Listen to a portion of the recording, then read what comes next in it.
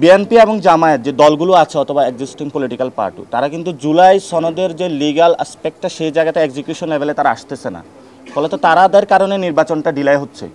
এটা কিন্তু অন্য কোনো কারণে নির্বাচনে, এই দুইটি দলের কারণে নির্বাচনটা ডিলে হচ্ছে, বিলম্বিত হচ্ছে। আমরা এই দুটি দলের কর্মী সমর্থক নেতৃবৃন্দকে আহ্বান জানাবো, আপনাদের কাছে মাপ চাই, জাতির দিকে তাকিয়েও হলো আপনারা এইসব ভণ্ডামি বাদ দেন। অ্যাটলিস্ট জনগণের দিকে তাকিয়েও হলো দ্রুত এটার লিগ্যাল পার্সপেক্টিভ এক্সিকিউশনের লেভেলে এসে একটা নির্বাচনের মধ্যে এসে জনগণকে আপনারা মুক্তি দেন। মানুষের দ্রব্যমূল্য থেকে শুরু করে জনজীবন বিপর্যস্ত।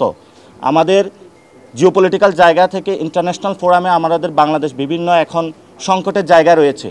এজন্য আমরা এই দুইটি দলকে আহ্বান জানাবো যে আপনারা নির্বাচনের ক্ষেত্রে যে ডিলাই হচ্ছে, এই জন্য আপনারা জুলাই সনদে দ্রুত সাইন করুন, এটাকে এক্সিকিউশন লিগ্যাল ওয়েতে নিয়ে যায় দ্রুত নির্বাচন প্রক্রিয়া অংশগ্রহণ করে জনগণকে ভোগান্তি থেকে মুক্তি দিন। আমরা 300 আসনে প্রার্থী দিব ইনশাল্লাহ, এবং আমরা সেখানে বলেছিলাম যে আমরা 300 আসনে জয়ের জন্য আমরা প্রচেষ্টা করব। কিন্তু when it comes to the practical, আমরা সেখানে বলেছিলাম যে আমাদের 150টা আসন আমাদের উইন করার এবং একদম কনফার্ম এরকম জিতার মতন সিচুয়েশনে আছে। কিন্তু আমরা 300 আসনে প্রার্থী দিব এবং 300 আসনে জয়ের জন্যই লড়বো ইনশাল্লাহ। বিএনপিও অনেকগুলো ডেটা সার্ভে করেছে, জামায়াতও অনেকগুলো করেছে, কিন্তু আমাদের জায়গা থেকে আমি মনে হয় একবার বলেছিলাম বিএনপির 50-100 আসনের উপরে যাবে না। কিন্তু আপনারা তো এখন বাস্তব সিনারিও দেখতে পাচ্ছেন কোন দিকে তলানিতে যাচ্ছে, যে কম বেশি হবে সেটা হলো আপনারা ডিসাইড করবেন। দলগুলো যদি বসে, এটা তো 10-15 দিনের কাজ, একসাথে সবাই বসবে, আলোচনা করবে, সাইন করবে এবং সেটার একটা অর্ডার হবে, যে অর্ডারের মধ্য দিয়ে ইলেকশনের আমরা যাব। এবং আমরা সেখানে এটাও বলেছিলাম এই ইলেকশনটা গণপরিষদ নির্বাচনের কোনো ক্রাইটেরিয়াতে নেওয়া যায় কি না।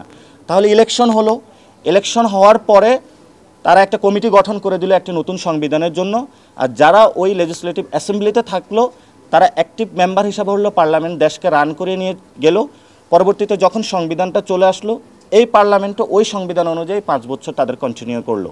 কিন্তু 106-এর মাধ্যমে যেহেতু আমরা এখন সংবিধানের মধ্যে নাই, ফলে তো আমাদেরকে আবার শেখ হাসিনা যে সংবিধানটা রয়েছে এটার মধ্যে ঢুকানোর চেষ্টা করানো হচ্ছে। তো এটা যদি ঢুকানোর চেষ্টা করা হয়, তখন আমাদের কথা হচ্ছে সেখানে যে আরেকটি গণ অভ্যুত্থান আসন্ন। এটা তো অনেকেই বলে থাকে যে আমরা কি জাসদ হয়ে যাব নাকি, এইমাত্র একটি গণ অভ্যুত্থান হলো, সেখানে আরেকটি কিভাবে গণ অভ্যুত্থান হবে। আপনাদের কাছে আমরা স্পষ্টত বার্তা দিতে চাই, নেপালে তিনটি জায়গায় তারা সংবিধান পরিবর্তনের জন্য চেষ্টা করেছিল, এবং জেনজিরা যখন গণ অভ্যুত্থান করেছিল, পরবর্তীতে যখন তাদের দাবিগুলো মানা হয় না, তারা কিন্তু আবার মাঠে নেমে এসেছে।